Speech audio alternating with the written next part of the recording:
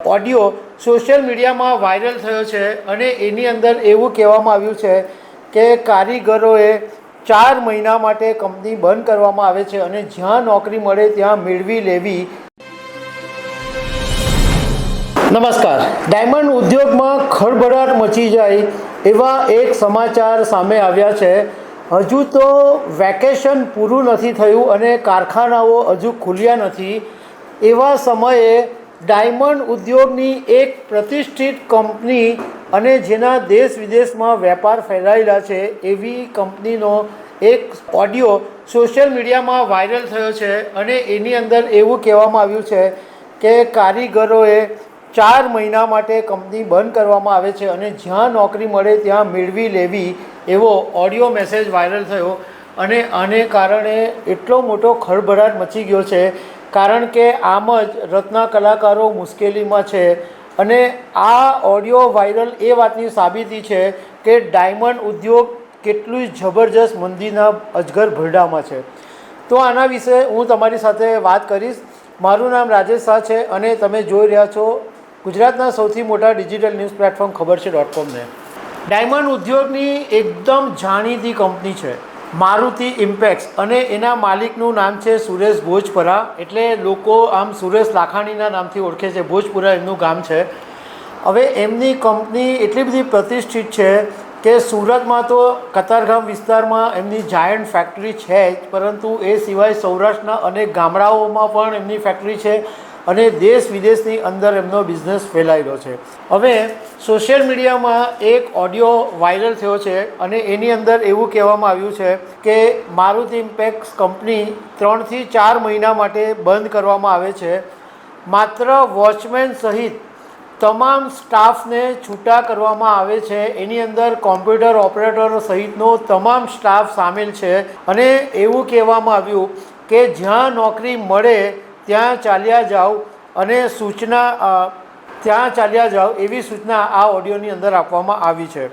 હવે સાથે સાથે એવું બી કહેવામાં આવ્યું કે 4 મહિનાનો સમય છે એટલે રાહ નહીં જોવી જોઈએ અને જ્યાં તમને કામકાજ મળે ત્યાં તમારે ચાલ્યા જવું જોઈએ અને જ્યારે જરૂર પડશે ત્યારે તમને બોલાવવામાં આવશે અને તમારી અનુકૂળતા હોય તો તમે આવજો।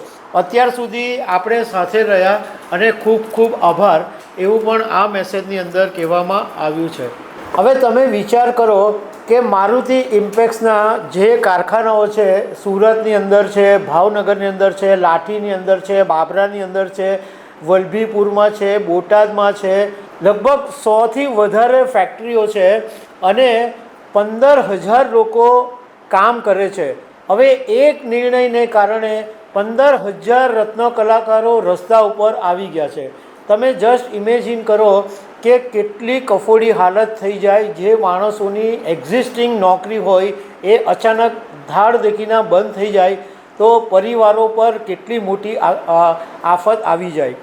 હવે આ બાબતે 2 નિવેદનો સામે આવ્યા છે।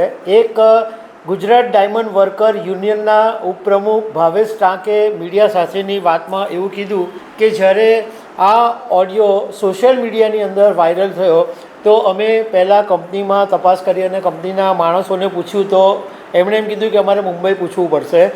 એ પછી અમે મુંબઈમાં જે સુરેશભાઈ ભોજપરા છે એમના મોટા ભાઈની સાથે વાત કરી તો એમને પૂછ્યું કે આ જે ઓડિયો વાયરલ થઈ રહ્યો છે એ સાચો છે કે કેમ, તો એમના ભાઈએ કીધું કે આ ઓડિયો સાચો છે અને એટલા માટે આ નિર્ણય લેવાની જરૂર પડી છે કે સુરેશ ભોજપરા છે એ એમને બ્રેઇન સ્ટ્રોક આવેલો છે અને મુંબઈની અંદર તેઓ સારવાર લઈ રહ્યા છે।